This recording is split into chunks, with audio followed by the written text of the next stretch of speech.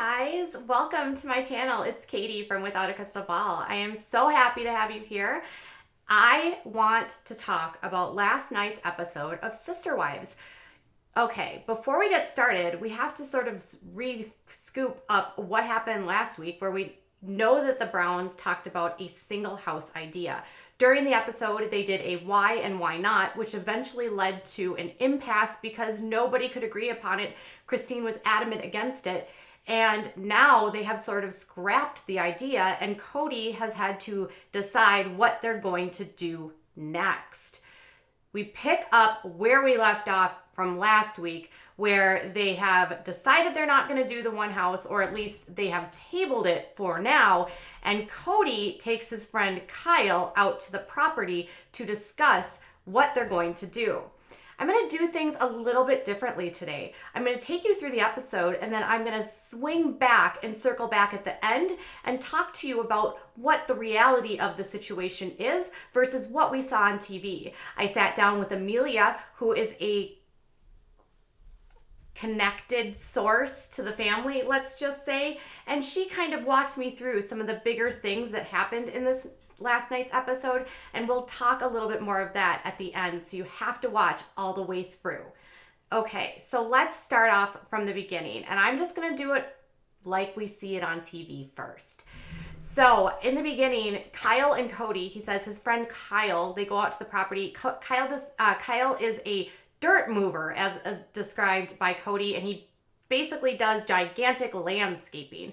Apparently Kyle might help him move some dirt, get some infrastructure set up, because this property is humongous and there are different plats. And now Kody has decided that instead of doing one house, they'll do 4 separate homes, and he has to decide where the houses are going to be, how they build the infrastructure, and all of that. He also says that he wants to have Kyle talk him through some of the issues that he dealt with his wives in the previous episode and what's been going on with this one house idea.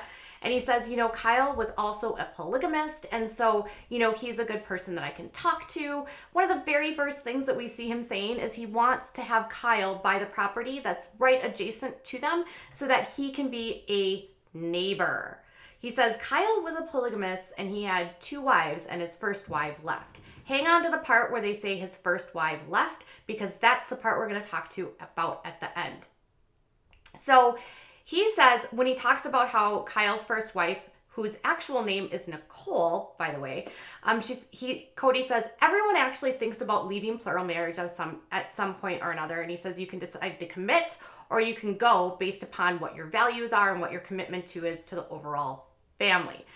Then they cut to Janelle actually discussing about how there was a point in time during her marriage to Kody that she considered leaving. If you remember, she actually admitted that she had left for a couple of years, moved out, but then eventually came back. And it was in this episode that she admits she didn't really even come back for Kody. In fact, she says she stayed and came back to the family because of the kids and because of the actual family structure was more important to her than the bad relationship, which I think is sort of an indication to us of why their relationship remains very platonic. They don't have a relationship because Janelle basically just admitted last night she's there for the family, for her belief system that this is the family that's going to bring her to her celestial kingdom. Okay? So back to Kody, and he's blaming his wives for the one house idea falling apart. He said that Christine basically infected Robyn's brain, and which caused her to have a bias that she wouldn't have maybe had before. Kody then goes on to tell Kyle that he was going to build this one house. Everyone was going to have their own apartment, but they just don't want to live together like that. And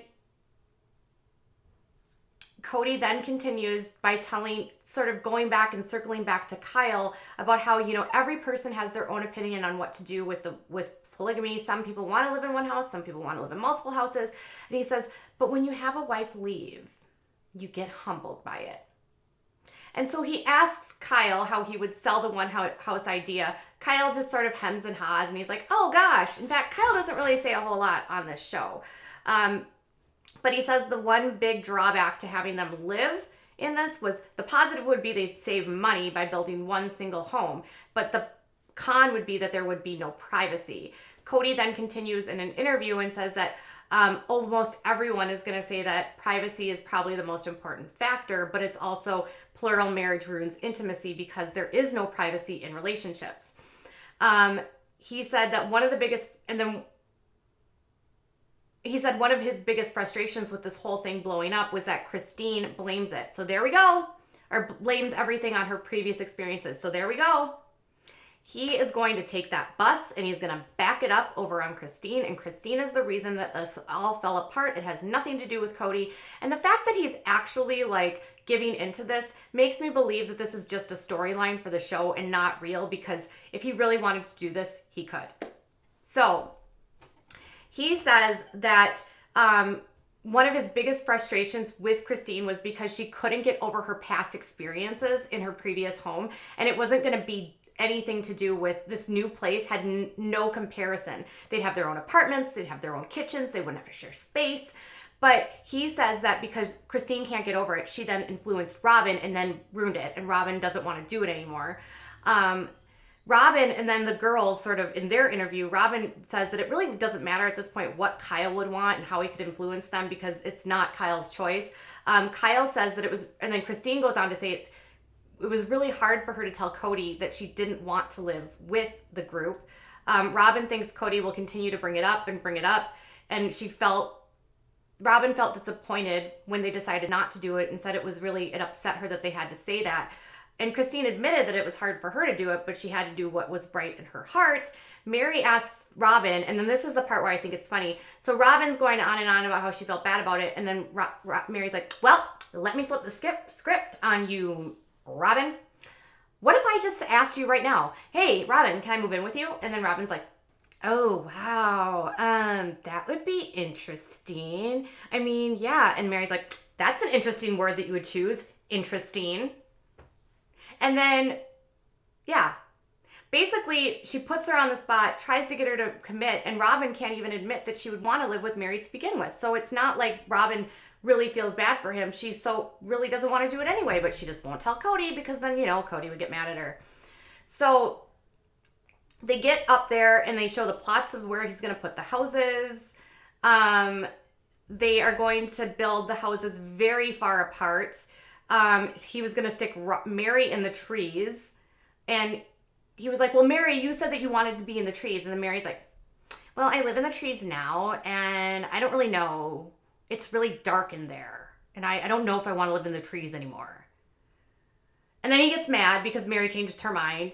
And they sort of are walking through where the houses are going to be. And it's going to be like 150 yards in between each of the homes. So they say it's like a rural cul-de-sac. I live in the rural areas and there's not cul-de-sacs that are like that. FYI.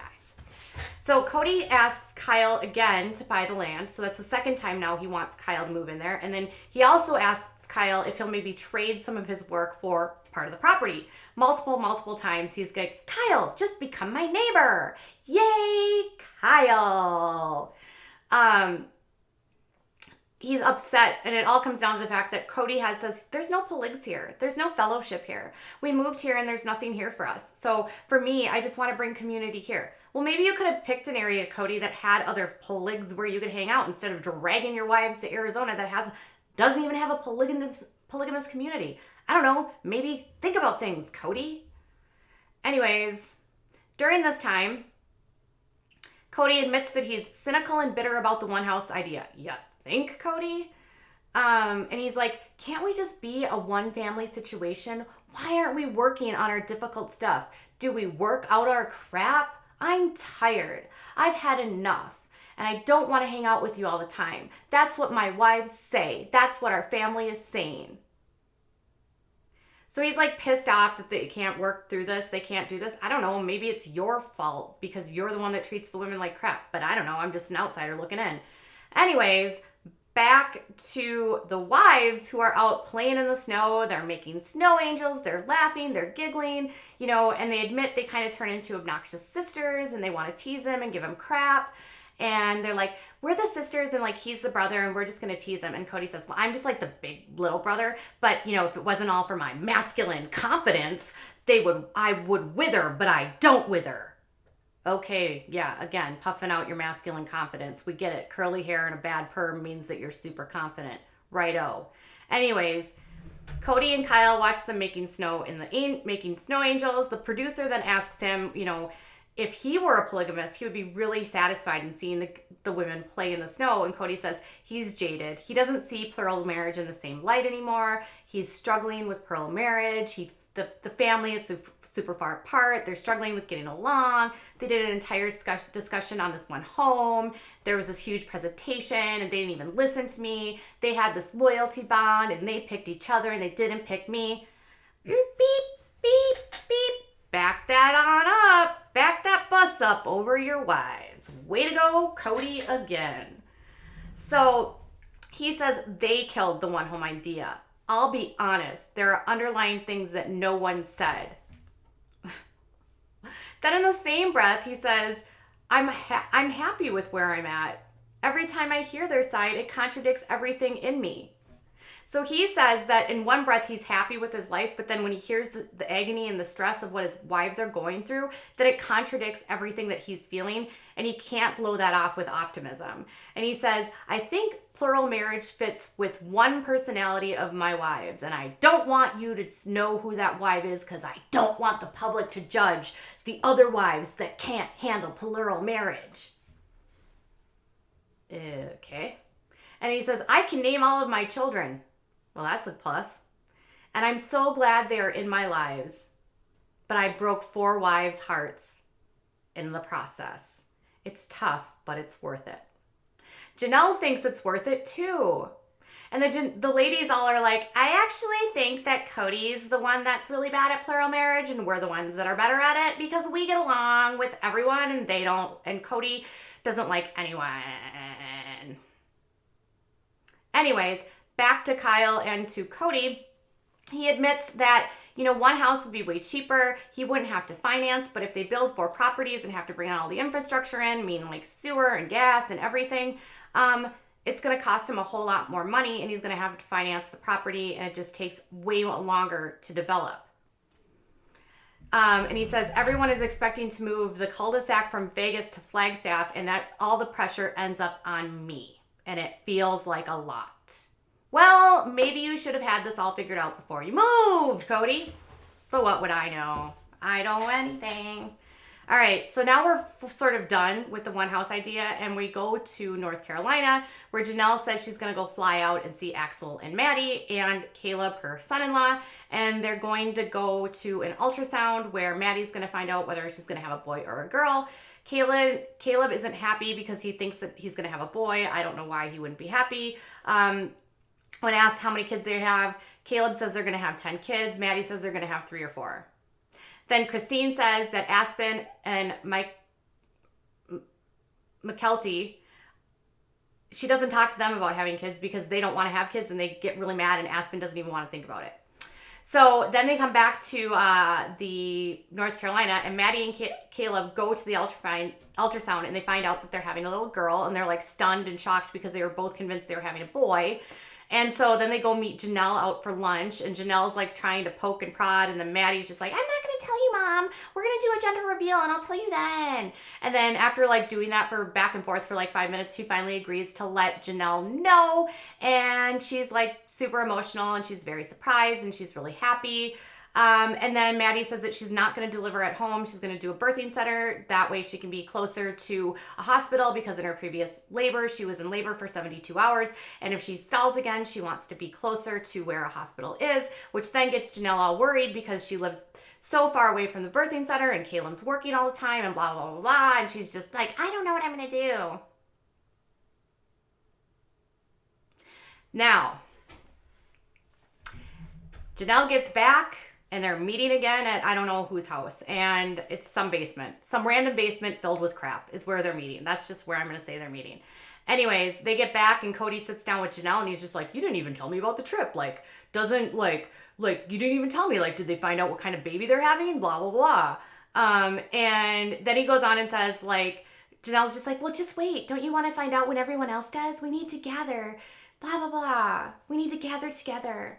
Anyway, Kody then admits that in most of the relationships with husbands and wives, they literally will share everything and tell everyone everything.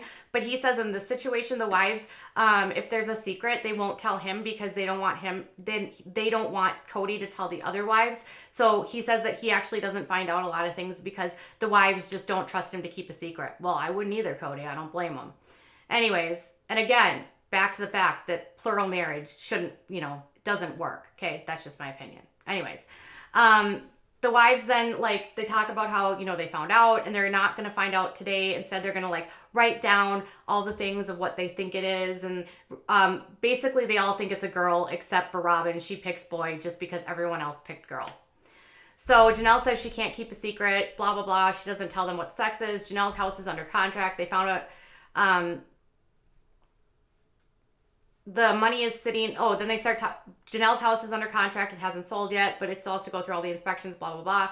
And then Robyn lets them know that her house sold. The money's all sitting in the bank. She hasn't touched it. And she's just doing this to make them understand that she hasn't touched the money because money is a tricky situation. And I just want them to know that the money is there and it's going to be there to build our houses. Then they're trying to figure out what day they're going to do the gender reveal party. And then the family is super far apart. And so he wants to get the kids together, but it doesn't want to be rushed. And they were all playing games last week and it just got ruined. And he doesn't really say why. Then he's like, well, now we need to tell you something really bad. We got to tell you some bad news. And he says, the owners of our house, mine and Robyn's house, they want to sell our house. And then everyone's like, oh, that's too bad. That's our family home. That's basically where they meet to do all their family activities. And Robyn's like, well, we will look for a space that the family house where we can gather and we can do things together. And then Mary just stops and she's like, I'm just going to put this out there, but you all can gather at my house, because her house is 7,000 square feet and she's got a million places for people to hang out. And not one person responds. And Robyn's just like, okay, anyway. And then Janelle's like, well, maybe we could use Mary's house, but I don't know. So remember how they were playing in the snow and having a blast? And he was all pissed off that the ladies were playing in the snow and having a blast? Well, that was all fake. So, because they don't actually want to go to Robyn or to Mary's house. Anyway, Robyn's nervous and she's like, don't tell anyone, don't tell the kids. We literally just found out and I'm not sure how they're going to handle this situation. So please don't tell them anything. And then goes on to say that, it's just so stressful. We weren't supposed to do this again. And then Kody is just like, every time I'm feeling stressed out, I just go directly to the land and I just, it brings me back to a place. And if I had it my way, I would just take a double wide and I would live on the land right now. And then all the ladies are like, no, you can't do that because then you gotta move the land, you gotta do this, you gotta do that. And I don't think he was actually being serious. I think he was just sort of speaking out loud. This is one time where I don't think he was actually being serious. And then he's just like, they killed my dream again. Another distraction. I just want to live on a tent and they won't let me do anything. So he's like, the ladies just need to open their eyes and open their minds to this argument, going strictly off experience and they can have and what they're going to have and we can move here and blah, blah, blah, blah, blah. So that was the episode. Okay? That was the whole episode of them and the house. So now I'm going to tell you about what actually could possibly going on here. So there's a couple of things that you guys need to know. First off, Kyle Henderson is the man that was featured on last night's episode. He is a bishop in the Apostolic United Brethren, and he's also been best friends with Kody for decades. In fact, they grew up together, and Kody and him left the Mormon church and became fundamentalists together, and they have a long existing relationship. Kyle Henderson was actually just on trial for DV. Yes, that's right. If you Google Kyle Henderson's name and you write Kyle Henderson trial, you'll get a myriad of articles that come up from Utah in Salt Lake City. In fact, he was on trial for a brutal attack on his wife, Nicole, which eventually led her to flee the relationship. In an interview on a podcast called Polygamy, What Love Is This, Nicole outlined her experience with Kyle and the nonchalant way in which Kody describes that she just left couldn't be further from the truth. In fact, Nicole says that he actually really, really hurt her. In fact, he pinned her down. He repeatedly went at her chest and he choked her to the point that he crushed her voice box, and her voice has permanently changed as a result. She said in the interview that the abuse by him was for 15 plus years, and that she finally left after he took a second wife and things got even worse and his behavior escalated. So when she left, she took her 7 minor children, but 6 of her kids stayed. That's right, she had 13 kids with Kyle. And for the majority of their relationship, they were only in a monogamous relationship. But when the church decided to move him to a bishop, he had to take a second wife because he had to be a polygamist. And that changed everything. He eventually goes off on Nicole because he finds out that somebody she knew from like her childhood reached out to her and said, why are you doing this? Why aren't you leaving? Because she didn't grow up this way and people didn't understand why she stayed in this situation. And so someone was giving her encouragement. She says Kyle saw the phone. Kyle saw who she was talking to. He thought it was another man and he went crazy. And she said this all happened in front of her kids. Okay? Well, he eventually got arrested. And because prosecutors are apparently paid off, allegedly, I spoke to Amelia, if you remember, the friend of the family of the Browns, and Amelia said that the prosecuting attorney in this case has a long history of getting paid off. He's no longer actually an attorney for the county anymore, but he was helping polygamists continue to live their lives without any ramifications. She said it's widely known that this specific person that was trying Mr. Henderson, Kyle Henderson, was sympathetic to polygamists, and because of that, the charges end up getting very, very, very reduced, and he ends up getting a misdemeanor, but he still ends up getting a DV charge and pleads no contest to that charge and gets a year of probation. Even though she says, I couldn't move for over a week after all of this happened and my voice was crushed. Okay? So that's the truth about Kyle Henderson. His wife didn't just leave. Nicole has documented proof of photos, affidavits, all kinds of stuff, her family and friends that could attest to this. Unfortunately, Kyle ends up because she leaves, he ends up pitting their children against her, and the 6 children that stayed and that are older end up saying, this never happened, that didn't happen to my mom, she's lying. And I asked Amelia about that, like, why would the kids defend Kyle? And they said, it's all about the indoctrination.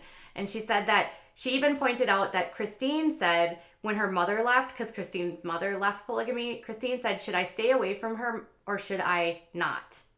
Because in their brains, if somebody leaves, they are then brainwashed and convinced by the parent that stays that they have to pick the family member that stayed. So they have to stick with Kyle. And they convince them that Nicole is evil, that she's bad, that she's doing bad things, and that even if he's guilty, even if he did these things, they have to say it didn't happen because they have to protect their father and they have to protect their family.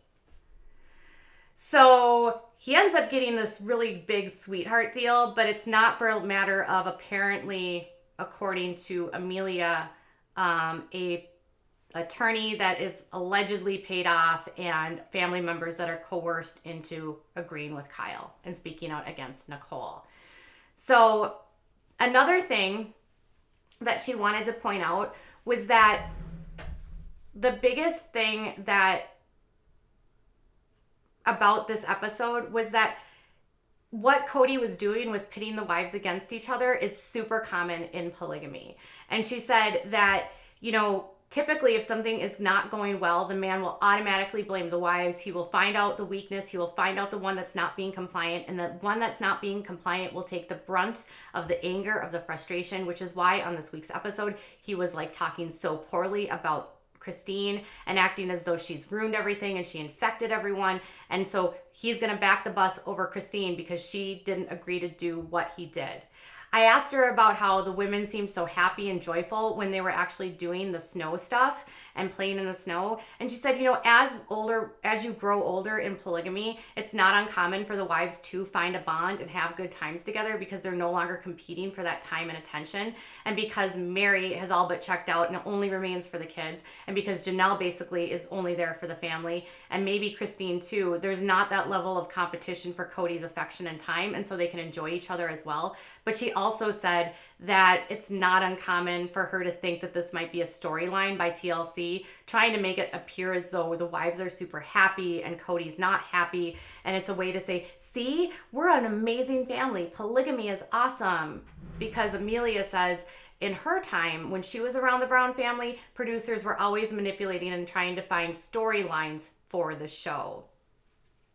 So take it for what it is. Either the wives are getting along or it's for a storyline. She also said she doesn't believe that the one house idea was ever really serious, because if it was serious and he wanted to do it, he would do it. But because he's giving up so easily, then she thinks that that could very well also be a storyline.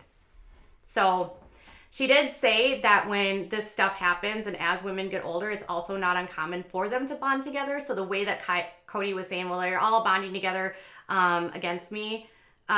She said after a while, they start to defend each other, even though the women are getting closer. They have to work on it. They have to stay together. They have to. And so they aren't going to necessarily like each other, but these playful moments are also a part of, we have to stay together. We have to make this work so that we can get to our celestial kingdom, so we can be together, so we can be friends. She doesn't say that doesn't mean they don't like each other, but it's probably not as like organic as it came off on the screen. She said they have to make it work because it's their belief system. So that's where we're at. Another interesting thing is that Kody defends Kyle, who is a person that has a reputation and a conviction of DV, but he also remains in the AUB. Even though Kody insists that they are more independent these days, the fact that he's hanging out with Kyle is indicative of the fact that he's very much still a part of the AUB because Kyle is a bishop. I should note that their current leader of the AUB has allegations against him by 12 women of being inappropriate to them as children, and not in the kind of way that not saying things inappropriate, if you know what I mean. He has become sort of a predator of children. And that's their current leader, and Kody is still in the church. So if you want to believe that Kody is not only protecting his friend Kyle, who just left, and he's, not in the AUB, I'd say probably not the case. All right, so the one other question I asked was about Robyn, because all of you guys are like, well, Robyn got divorced. How did that happen? She said that Robyn may not have ever had a spiritual marriage with her Jessup because her ex-husband, there's called a spiritual marriage and a legal marriage. And she said if they didn't actually go through the church and get married in a spiritual union through the church, then from a legal standpoint and from a spiritual standpoint, the church couldn't do anything. So if they never did the spiritual union part of it, it wouldn't matter. But in this case, if she would have petitioned the church and said, listen, I want to leave, and they outline why the decisions to leave, they can grant the divorce and say, okay, that's fine. And in some cases, they won't let the women remarry. But the fact that she had children that had royalty blood because her husband was a Jessup, and he is one of the founding members of the big lines of polygamy in Utah, it was likely that they allowed her to remarry because of the fact that her kids that she had with him had royalty blood. And that's another reason why her kids, and it was important for Kody to probably adopt him because of the royalty blood. So that's some inside scoop about Robyn too. So just Google Kyle Henderson trial, and I will assure you that it's not as it seems. I've posted photos on Instagram and on Twitter where you can also see, and if you want to check out the interview with Nicole, you can check it out on Polygamy, What Love Is This? All right, you guys, that's it for now. I'll be back later. Bye, guys.